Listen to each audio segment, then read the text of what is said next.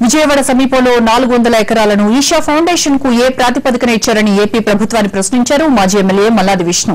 దీని వెనుక అసలు నిజాలు బయటపెట్టాలన్నారు. చిన్న రైతుల పొట్టకొట్టి పెద్ద మనుషులకు 100 ఎకరాలు ఎలా కట్టబెడతారని ప్రశ్నించారు ఆయన.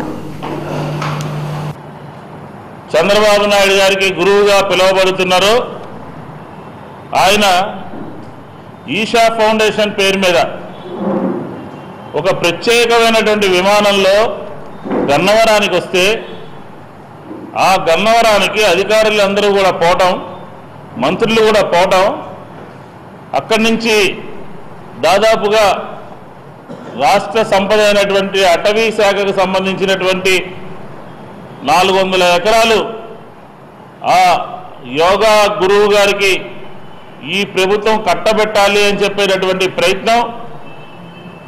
ఇది ఏమంటారో చంద్రబాబు నాయుడు గారు చెప్పాలి అని చెప్పి ఈ సందర్భంగా నేను మనవి చేస్తాను.